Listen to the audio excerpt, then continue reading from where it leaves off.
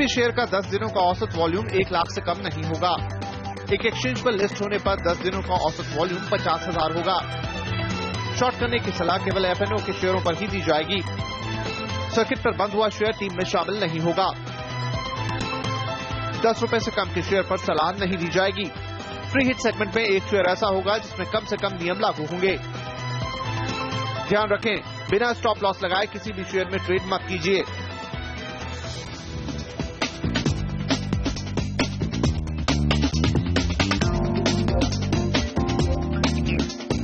Good morning, stock 2020 में आप सबका स्वागत है। हफ्ते का पहला दिन। नमस्कार, मैं हूं आशीष वर्मा और ये मैच मेरे साथ खेलेंगे Neeraj Bajpayee. Neeraj ji hi, good morning. Good morning. सबसे पहले देखते हैं किस तरह की ग्लोबल पिच पे या फिर पिच रिपोर्ट कैसी जिस पर हमारे मार्केट्स आज परफॉर्म करते हुए नजर आएंगे। प्रेशर था शुक्रवार के ट्रेडिंग सेशन में जो आपकी स्क्रीन पर है। अमेरिकन मार्केट्स में अच्छा खासा 1.5% के आसपास का दबाव था। सबसे पहले तो ध्यान रखें, रिजल्ट्स हैवी वीक है ये वाला। उससे पहले मुनाफा वसूली का दबाव देखने को मिला था और यूरोप को लेकर कंसर्न्स थी, ग्रीस को लेकर कंसर्न्स थी। यूरोपियन मार्केट्स आपकी स्क्रीन पर 1 से 2.5% की कमजोरी इन मार्केट्स में देखने को मिली। ग्रीस में जो अब कंफ्यूजन बढ़ रहा है, कंसर्न्स बढ़ रही हैं, वो रिएक्शन था।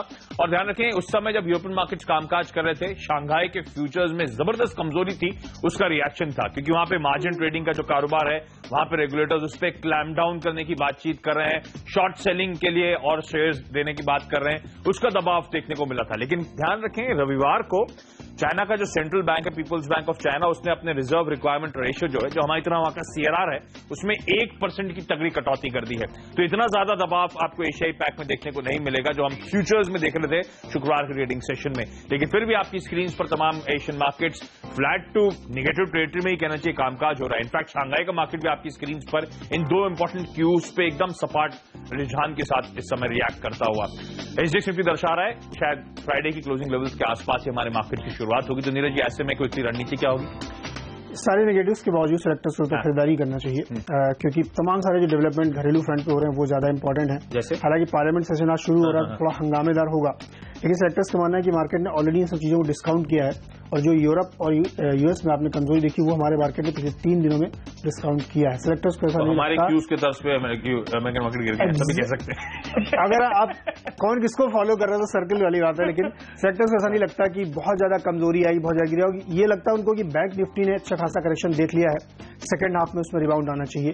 तो जो लीडिंग प्राइवेट बैंक है वहां पे आपको अच्छी तेजी देखने को मिली। सेलेक्टर्स लगता है कि आज पूरी तरीके से खरीदारी पे ही फोकस रहेगा, बल्लेबाजी करेगा आज। इंटरेस्टिंग, फोकस हमारा भी खरीदारी पर होगा। शुरुआत कहां से? शुरुआत मेटल पैक से करेंगे और सेक्टर्स लगता है कि आज ओल्ड इकोनॉमी स्टॉक्स फ्लेवर में आपको दिखेंगे, खासतौर पे टाटा स्टील। यहाँ पे एक अच्छा पैटर्न बनता हुआ दिख रहा है। स्टॉक ने कई बार 350 के स्तर को पार करके क्लोजिंग दी है। सेक्टर्स को लगता है कि उसी के आसपास इस समय ट्रेड करा है, इसलिए सेक्टर्स को लगता है कि टाटा स्टील में खरीदना चाहिए और चाइना का डेवलपमेंट भी ध्यान में रखना चाहिए। सेक्टर्स को इसीलिए लगता है कि जो ओल्ड इकोनॉमी स्टॉक्स है वहां पे फोकस आज बन सकता है, खासतौर पर मेटल सेक्टर में। टाटा स्टील 358-60 के आसपास का टारगेट लेते हुए करे। सेक्टर्स लगता है कि पोजिशनल ट्रेड के लिहाज से भी 380-400 के स्तर आपको बहुत जल्द इसमें आते हुए दिखेंगे। 341 पे स्टॉप लॉस के साथ लॉन्ग पोजीशन बनाए।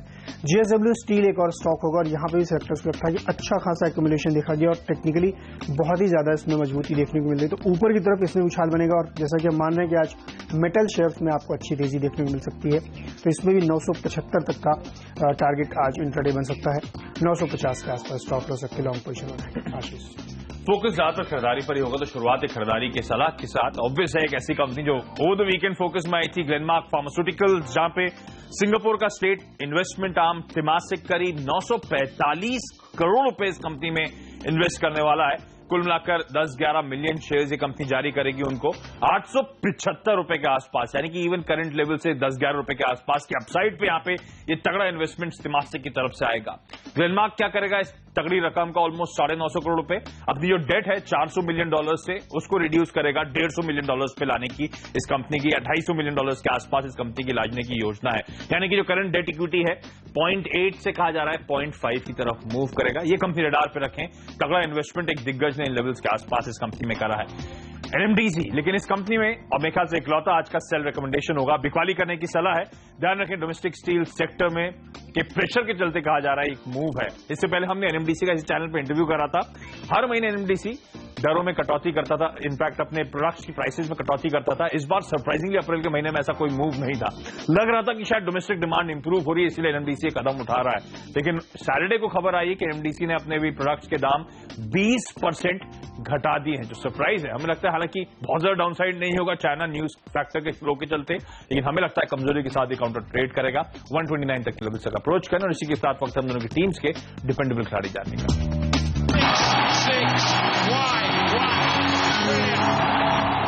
MCX होगा डिपेंडेबल, और यहाँ पे सेक्टर्स को तक खरीदारी करनी चाहिए। क्यों करनी चाहिए? क्योंकि जैसा कि आपको मालूम होगा कि मनी बिल जो है क्लियर हो जाएगा इस सेशन में, जो आज से शुरू हो रहा है, क्योंकि उसके लिए जरूरी नहीं है कि आपको राज्यसभा की मंजूरी चाहिए, लोकसभा में क्लियर होता है। दूसरी बड़ी चीज यह है कि जो मर्जर है FMC और सेबी का, वो इसी बिल के मंजूर होते ही क्लियर हो जाएगा। तो जैसे ही वो क्लियर होगा तो ये सिक्योरिटीज एक्ट के तहत आ जाएगा, और उसके बाद तमाम सारे इसमें डेवलपमेंट आपको देखने को मिलेंगे। नए प्रोडक्ट, ऑप्शन ट्रेडिंग, ये सारे कुछ इसमें हैपनिंग होगी। यही वजह है कि बड़े इन्वेस्टर्स को प्रीएम्प्ट कर रहे हैं, और मोस्ट फंड जो मोतीलाल ओसवाल का है, जो बहुत ही सक्सेसफुल माना जाता है, उसने पिछले एक क्वार्टर में अच्छी खासी खरीदारी MCX में करी है। सेक्टर्स को लगता है इस मौके का आपको फायदा उठाना चाहिए और यहाँ पे खरीदारी करें। पोजिशनल ट्रेड के लिहाज से भी और इंट्राडे के लिहाज से भी हमें लगता है कि आज के लिए 1145-50 तक का लक्ष्य लेके इसमें लॉन्ग पोजीशन बनाएं, और सेक्टर्स की सलाह है कि इसको आप होल्ड करके रखें, जबरदस्त गेम देगा। 1110 के आसपास स्टॉप लॉस रखें। आशीष। MRPL यानी कि Mangalore refinery and petrochemicals limited, इस कंपनी हमारे एक्सपर्ट्स मानते हैं शायद आपको निवेश करना चाहिए। वैसे भी ध्यान रखें जिस स्पेस को ये कंपनी बिलोंग करती है, वो सेक्टर इस पूरे महीने तगड़ा मोमेंटम, तगड़ा ट्रैक्शन दिखाता हुआ नजर आया है, फोकस में रहा है, रडार में रहा है, और हमारे एक्सपर्ट्स मानते हैं वो मोमेंटम इस हफ्ते भी ऑयल एंड गैस स्पेस में कंटिन्यू होता हुआ आपको नजर आएगा। अब तक Reliance industries, ONGC, oil India, GAIL जैसी तगड़ी हैवीवेट जो थे, उनमें हमने देखा एक स्मार्ट बाइंग आती हुई, और खास तौर पे जिस तरह की सब्सिडी के फ्रंट पे अपस्ट्रीम कंपनीज को सरकार ने रिलीफ दी है, इन कंपनीज के शेयर्स में, ज्यादातर कंपनीज के शेयर में, सरकारी कंपनीज के शेयर्स में अच्छा एक्यूमुलेशन देखने को मिला था। फ्राइडे को आपको याद होगा TCS का रिजल्ट रिएक्शन था, एक स्पॉइलर था मार्केट के लिहाज से, लेकिन फ्राइडे को ही बाजार बंद होने के बाद रिलायंस इंडस्ट्रीज ने एज एक्सपेक्टेड बेहतरीन नंबर्स डिलीवर करे हैं। अब तक के रिकॉर्ड प्रॉफिट्स, $10 का GRM, जो कि बेहतरीन कहना चाहिए, और इसीलिए हम कह रहे हैं आज भी ऑयल एंड गैस स्पेस शायद हरकत में रहे। लेकिन हमें लगता है अब इस स्पेस में मिड कैप, स्मॉल कैप्स की तरफ परफॉर्मेंस, आउट परफॉर्मेंस अब शायद वहां पे देखने को मिले। MRPL ध्यान रखें जिस कंपनी की हम आज बातचीत कर रहे हैं, ये ONGC की सब्सिडरी कंपनी है, और ONGC ने एक अच्छी खासी रनअवे रैली अब तक यहां पे दिखाई है। खासतौर पर REC का जो OFS आया था, उसकी सक्सेस के बाद अब लोग सरकारी कंपनी के बारे में बातचीत करने लगे हैं। इनफैक्ट कहा जा रहा है मिड कैप PSU ETF भी जल्द सरकार लाने की योजना बना रही है, जिसमें MRPL जैसी कंपनीज इंक्लूड होंगी। तो ऑब्वियस इन कंपनीज में उस लिहाज से एक अच्छी खासी बाइंग आपको देखने को मिलेगी। हम एक्सपेक्ट कर रहे हैं अच्छा ट्रैक्शन, अच्छा मोमेंटम आज के लिए 82 तक के लेवल्स तक यहाँ पे अप्रोच करें, इसीलिए आज का डिपेंडेबल खिलाड़ी इस कंपनी को बनाया है। वैसे भी जिस तरह से ईरान के सैंक्शंस रिमूव करने की बात करी जा रही है, वो प्रेशर्स ईज ऑफ होते हुए नजर आएंगे। ये कंपनी तो वहां से तगड़ा कच्चा तेल उठाती है, इंपोर्ट करती है क्रूड, तो इसके लिए एक सेंटिमेंटल पॉजिटिव, और इनफैक्ट एक बड़ी सेंटिमेंटल पॉजिटिव खबर है MRPL के लिहाज से। PSUs ध्यान रखें इस कैलेंडर में इस कैलेंडर ईयर, इस फाइनेंशियल ईयर की सरकार ने डिसइन्वेस्टमेंट रोड मैप रखा है, MRPL का नाम उसमें नहीं शामिल है, तो ऑब्वियस है उस लिहाज से इस कंपनी को अच्छा खासा उस खबर का भी फायदा मिलता हुआ नजर आएगा। और कहा जा रहा है बड़े जाने माने निवेशक जो है, जिनको कई लोग बाजार में फॉलो करते हैं, वो अब PSUs में मिड कैप की तरफ मूव कर रहे हैं। MRPL जैसी कंपनीज एक्यूमुलेट करने की बातचीत सामने आ रही है, इसीलिए भी हर एक्सपर्ट्स मानते हैं अब शायद ये पॉकेट, ये स्टॉक्स तगड़ा मोमेंटम देते हुए आपको नजर आए। HPCL, BPCL, IOC तगड़ी रीरेटिंग हुई, हमने देखा तगड़े अपसाइड इन कंपनीज में देखने को मिले, और अब हमें लगता है MRPL जैसी कंपनीज इसी स्पेस ऑयल एंड गैस में रहें, लेकिन नॉन परफॉर्मर्स की तरफ, जिनसे एक्सपेक्टेड है कि तगड़ा बूम जिन स्टॉक्स में देखने को मिल सकता है। खरीदारी करने की यहाँ पे सलाह होगी। छोटा सा ब्रेक, उसके बाद हम दोनों की टीम्स के मिड ऑर्डर की खरीदारी बताएंगे।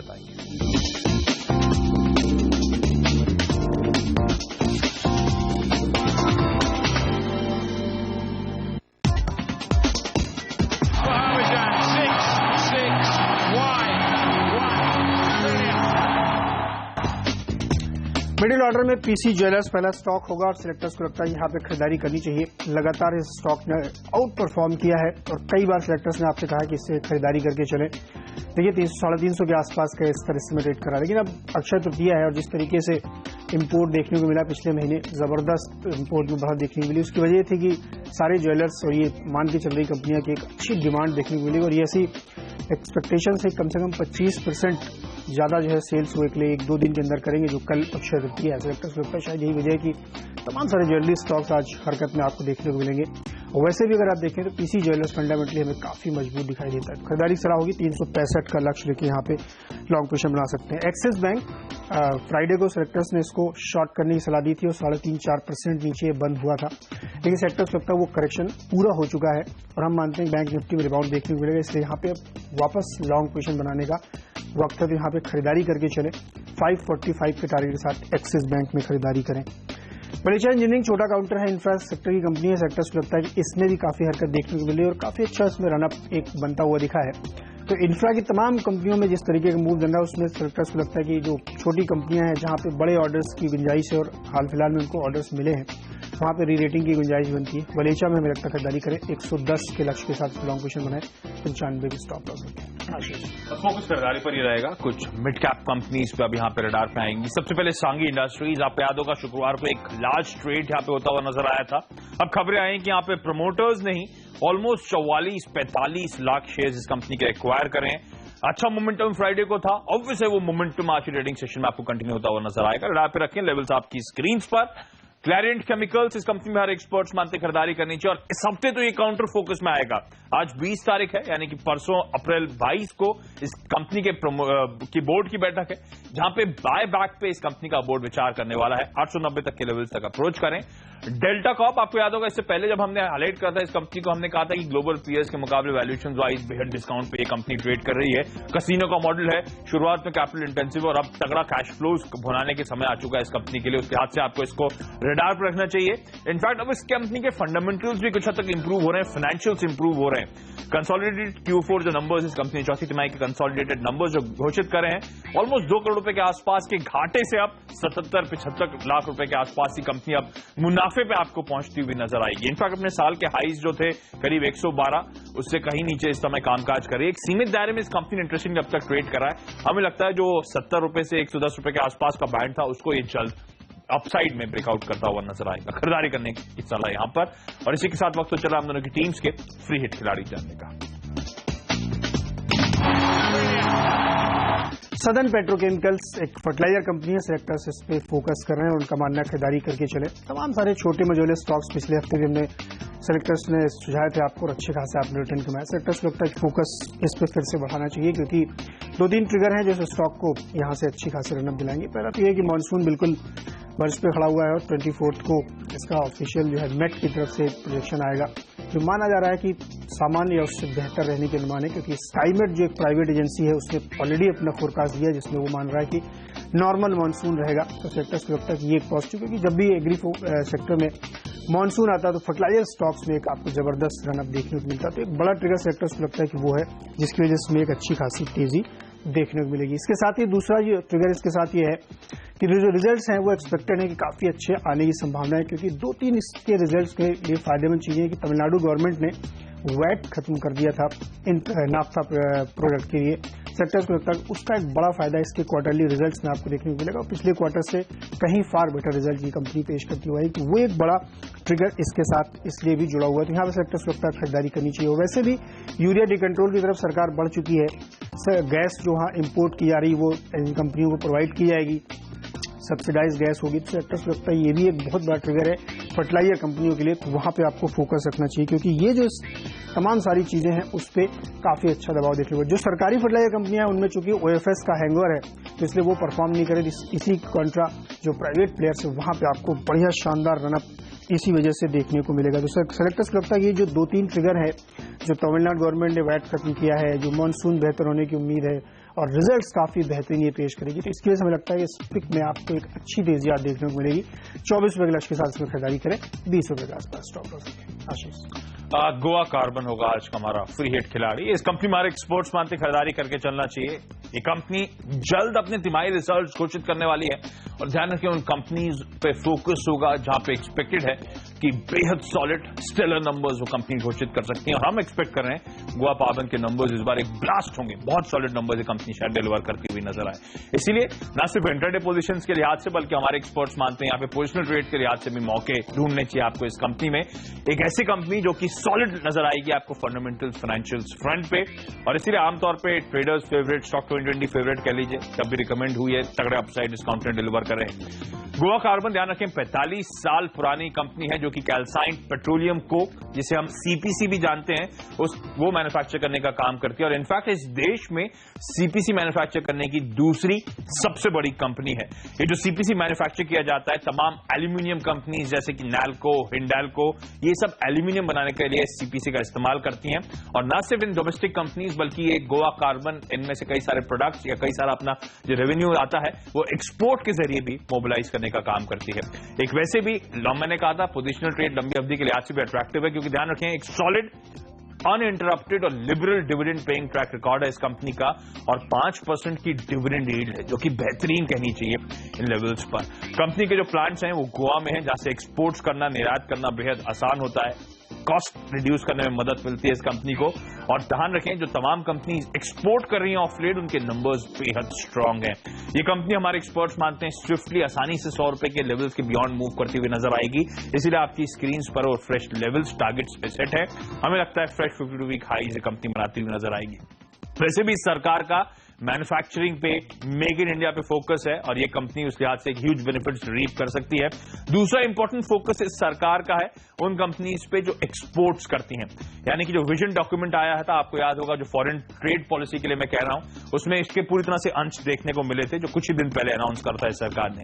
हमें लगता है सही समय इस कंपनी में खरीदारी करने का, खरीदारी करनी चाहिए, क्योंकि यहां पे इंटरेस्टिंगली कहा जा रहा है प्रमोटर्स भी ओपन मार्केट से लगातार इस कंपनी के शेयर्स एक्वायर कर रहे हैं। ऑलरेडी उनके पास 60% स्टेक है, कहा जा रहा है प्रमोटर्स की मंशा है कि अपना स्टेक बढ़ाकर 75% पे ले जाने की। और ध्यान रखें ऑफ लेट जिन कंपनीज में प्रमोटर्स ने aggressively open market shares acquire करें, उन शेयर्स में हमने देखा है तगड़ी रेटिंग आती है, क्योंकि बाजार का एडेड कॉन्फिडेंस आता है उन कंपनीज को लेकर।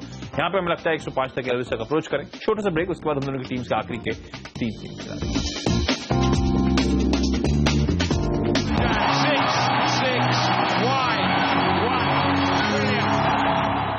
आखिरी 3 स्टॉक्स में बचौले स्टॉक्स होंगे ब्लिस जीएस फार्मा और फार्मा कंपनी सेक्टर्स को लगता है कि यहाँ पे नजर रखनी चाहिए, क्योंकि तमाम सारे फार्मा स्टॉक्स में अच्छी हरकत देखने को मिल रही है। 150 की टारगेट के साथ इसमें लॉन्ग पोजीशन बनाए। Philips carbon black normally company sectors को लगता है कि इसमें भी काफी अच्छा मूव देखने को मिलेगा। मिड कैप फोकस को ध्यान में रखते हुए सेक्टर्स में खरीदारी सलाह दे रहे हैं। 155-160 तक के टारगेट इसमें इंट्राडे में अचीव होते हुए दिख सकते हैं। कैमलिन लिमिटेड के नाम से पहले जो कंपनी जानती थी कोकोयू कैमलिन के नाम से है, स्टेशनरी बनाने वाली कंपनी है, जापानीज कंपनी 51% होल्ड करते हैं और प्रोमोटर होल्डिंग 75% से 0.1% केवल कम है। सेक्टर्स को लगता है कि ऐसे फंडामेंटली बेहद स्ट्रॉन्ग स्टॉक्स और ये जो क्वार्टर अब चल रहा है इन कंपनियों के लिए बेहद शानदार होने वाला है। सेक्टर्स को लगता है कि इसमें एक बड़ा मूव देखने को मिल सकता है। तमाम सारे HNIs ऑलरेडी चेक इन कर चुके हैं, तो सेक्टर्स को लगता है कि यहाँ पे एक पोजीशन लेनी चाहिए। 115 के लक्ष्य के साथ इसमें खरीदारी करें। 97 के आसपास स्टॉप लॉस रखें। आशीष, चाइना में तो बैंक्स फोकस में होंगे, लेकिन हम एक्सपेक्ट कर रहे हैं बैंकिंग और फाइनेंशियल सर्विस स्पेस इंडिया में भी फोकस में होगी। LIC हाउसिंग फाइनेंस वो कंपनी की हमारे एक्सपर्ट्स मानते खरीदारी करके चले। वो तो वीकेंड इस कंपनी ने अपने तिमाही रिजल्ट, इनफैक्ट सैटरडे को नंबर्स आए थे। NII में एक सॉलिड मोमेंटम, अच्छा खासा ट्रैक्शन है, मेरे ख्याल से 20% से ज्यादा का, टू बी प्रिसाइज 22 से 23% के आसपास का जंप है। मुनाफा एक कंपनी प्रीवियस लेवल्स के आसपास डिफेंड करती हुई नजर आई। हालांकि मुनाफे के फ्रंट पे बहुत बड़ा पॉजिटिव सरप्राइज नहीं आया है, लेकिन ज्यादा इंपॉर्टेंट है इस कंपनी के लिहाज से आउटलुक। जिस तरह से दरें कम होती हुई नजर आई हैं, इन कंपनीज के फाइनेंसिंग फंडिंग में थोड़ा सा रिलीफ मिलता हुआ, ऑलरेडी वो दिखना भी शुरू हो चुका होगा, वो रिलीफ मिलता हुआ नजर आएगा। हाउसिंग को लेकर बड़ा थ्रस्ट है। LIC हाउसिंग फाइनेंस उस लिहाज से बड़ा बेहतरीन लेवल पे नजर आती है हमें, खासतौर पे गिवन द बैकड्रॉप की इसकी पीयर कंपनीज से छोटी बड़ी कंपनीज तगड़ी रेटिंग, अच्छे खासे मल्टीपल रिटर्न्स दे चुके हैं। उस लिहाज से तो रिलेटिव अंडर परफॉर्मर भी आपको LIC हाउसिंग फाइनेंस नजर आएगा। 449 से 450 तक के लेवल्स तक यहाँ पे अप्रोच करें। और ध्यान रखें चाइना में जिस तरह की एक्शन हुआ है, रिजर्व रिक्वायरमेंट रेशियो जो उनका घटा है, लिक्विडिटी इंजेक्ट करने की बात करी गई है, मेरे ख्याल से मेटल एज अ स्पेस के लिए बड़ा पॉजिटिव होगा, स्टील एज अ स्पेस के लिए बड़ा पॉजिटिव होगा। नीरज ने उस बात को हाईलाइट भी करा था। हमें लगता है mid cap steel companies at least sentiments के लिए आती है, क्योंकि ऑब्वियस अभी तो सेंटिमेंट्स प्ले अप होते हुए नजर आएंगे, उन पॉकेट्स में अच्छी खासी शायद खरीदारी आती हुई नजर आए। और कुछ ऐसी मिड कैप कंपनीज, छोटी कंपनीज जहां पे हमें लगता है अपने अच्छे खासी पिटाई के बाद शायद एक अच्छा बाइंग मोमेंटम में सपोर्ट आ सकता है। फंडामेंटली भी एक कंपनी हमें बेहतर नजर आती है, उत्तम गैल्वा स्टील। इस कंपनी में हमारे एक्सपर्ट्स मानते खरीदारी करें। ध्यान रखें 92 के यहाँ पे ईयर हाइज थे, वहां से तो ऑलमोस्ट 45% ये कंपनी नीचे ट्रेड कर रही है। अच्छा पेरेंटेज है, बेहद स्ट्रॉन्ग पेरेंटेज कहना चाहिए, अच्छा बिजनेस मॉडल है और रिसेंट जो स्टील कंपनीज, माइनिंग कंपनीज को लेकर कंसर्न थे उससे अछूती है ये कंपनी। अगर आप ऑटो और ऐसी स्पेसिफिक कंज्यूमर ड्यूरेबल वगैरह पॉकेट्स पे बुलिश हैं तो उत्तम गालवा एक बड़ा बेहतरीन प्रॉक्सी प्ले है। 53 तक के लेवल तक अप्रोच करें। मोनेट इस्पात, हालांकि तमाम कंसर्न और लेकिन वो कंसर्न शायद प्राइस दिन है। 53 रुपीज पे फ्राइडे को काउंटर क्लोज हुआ था, 162 का ईयर हाइज था, तो वहां से तो पूरा 2/3% करेक्ट हो चुका है, केवल 1/3 इस काउंटर का बचा रह गया है। 67% ये काउंटर अपने ईयर हाइज से नीचे ट्रेड कर रहा है। यहां पे वैल्यू अनलॉकिंग करने की कोशिश करने की बात करी जा रही है। डेट बर्डन सबसे बड़ा चैलेंज है इस समय मोनेट इस्पात के सामने, और वाकई वैल्यू अनलॉकिंग कर पाती है, अपने कुछ एसेट्स बेच पाती है, तो यहाँ पे खरीदारी करने के बेहतरीन मौके हो सकते हैं, तगड़ी रेटिंग हो सकती है। आज तक है वो सेंटिमेंट्स ड्राइव करेंगे, हमें लगता है 55-56 तक के लेवल तक यहाँ पे अप्रोच करें। एक बार क्विकली मेरी पूरी टीम देख लीजिए, सिर्फ इकलौता एक गेंदबाज है, वो भी एनएमडीसी है, और जिसमें हमारे एक्सपर्ट्स मानते हैं शायद बहुत ज्यादा डाउनसाइड रिस्क आज भी नहीं है, लेकिन सरप्राइज मूव के तौर पर 18 से 20% अपने प्रोडक्ट्स की कीमतें घटाई हैं, वो बड़ा दबाव बना सकता है इस काउंटर पे। ग्लेनमार्क फार्मा जहां पे तिमासिक एंटर करा है, मौजूदा लेवल से प्रीमियम पे सबसे बड़ा इन्वेस्टर कंपनी में बन के बैठ गया है। 950 करोड़ पे इंजेक्शन हो रहा है फंड्स का। ग्लेनमार्क को रडार पे रखें, अच्छी खासी मूव्स यहां पे देखने को मिलेंगे। ऑयल एंड गैस स्पेस में MRPL mid cap company focus में आती हुई नजर आएंगे। ऑयल एंड गैस तो वैसे ही हरकत में था और एक बेहतरीन कंपनी हमें नजर आती है, जिस तरह से इस कंपनी के फाइनेंशियल स्टैकअप हो रहे हैं, फंडामेंटल स्टैकअप हो रहे हैं, और अब दिग्गज रिलायंस इंडस्ट्रीज के नंबर्स की बात तो वैसे भी ये पॉकेट फोकस में आएगी। सांग इंडस्ट्रीज प्रमोटर्स की खरीदारी, क्लैरेंट केमिकल्स परसों बोर्ड की बैठक, उससे बायबैक पर लेकर डेल्टा कॉप नंबर्स बेहद स्ट्रांग, हमारा मानना है FY16 में सॉलिड रेटिंग एक काउंटर डिलीवर कर सकता है। गोवा कार्बन एक बेहतरीन बिजनेस मॉडल, सीपीसी कारोबार में देश की दूसरी सबसे बड़ी कंपनी, अच्छा खासा बिजनेस मोमेंटम एक्सपेक्टेड है कि नंबर्स बेहद स्ट्रांग होंगे, प्रमोटर्स की बाइंग की खबरें, ये सब पॉजिटिव है गोवा कार्बन के लिहाज से। एलआईसी हाउसिंग फाइनेंस अभी स्टेट करा मैंने, नंबर्स स्ट्रांग है और हमें लगता है FY16 आउटलुक बेहतरीन है। उत्तम गालवा और मोनेट इस्पात मिड कैप स्टील स्पेस की कंपनी, जहां पे हमें लगता है तगड़ी पिटाई के बाद शायद आज लेवल से एक बाइंग इमर्ज हो सकती है। नीरज जी, आपकी टीम पूरी तरीके से खरीदारी पे फोकस है। टाटा स्टील, JSW स्टील, जहां पे हम मान के चलें कि आज स्टील फ्लेवर में रहेगा तो वहां पे खरीदारी की सलाह होगी। और MCX जहां पे मोस्ट फंड की तरफ से काफी खरीदारी की गई है और अब फाइनेंस बिल पास होते ही इसके लिए काफी पॉजिटिव डेवलपमेंट होगा। वहीं PCJ हमें लगता है अक्षय तृतीया वजह से काफी अच्छी डिमांड देखने को मिल रही है, तो वहां पे पूरी तरीके से खरीदारी करके आप चल सकते हैं। स्पिक अगला स्टॉक होगा और यहाँ पे सेक्टर से लगता है कि बहुत अच्छी खरीदारी का माहौल इसलिए बन रहा है क्योंकि यूरिया को लेकर के जो सरकार तमाम सारी सहूलियतें दे रही है, उसके अलावा तमिलनाडु गवर्नमेंट ने वैट को जो है फोरगोन कर दिया, तो वो रिजल्ट में रिफ्लेक्ट होता हुआ दिखेगा। ब्लिस GVS फार्मा छोटी फार्मा कंपनी है, यहाँ पे भी बहुत HNI की बाइंग देखी गई है। वहीं फिलिप्स कार्बन तमाम पॉजिटिव आशीष ने आपको पहले याद दिलाएं, तो वहां पे सेक्टर से खरीदारी करनी चाहिए। कैमलिन स्टेशनरी कंपनी है, यहाँ पे भी अच्छा एक मोमेंटम बनता हुआ दिखेगा, लेकिन बैंकिंग सेक्टर से लगता है कि आज रिबाउंड करेगा सेकंड हाफ में, इसलिए एक्सेस में खरीदारी की सलाह होगी। और इंफ्रा कंपनी वलीचा इंजीनियरिंग में भी लॉन्ग पोजीशन बनाए क्योंकि यहाँ पे भी अच्छा मोमेंटम बनते हुए दिख रहा है। पूरी तरीके से बल्लेबाजी पे आज फोकस होगा सेक्टर्स का। तो इसी के साथ आशीष और मुझे दीजिए जाए, लेकिन आप कहीं मजे क्योंकि ब्रेक के तुरंत बाद लेकर आएंगे मार्केट काउंटडाउन और CNBC बाजार पे होगा मॉर्निंग टिकर। नमस्कार।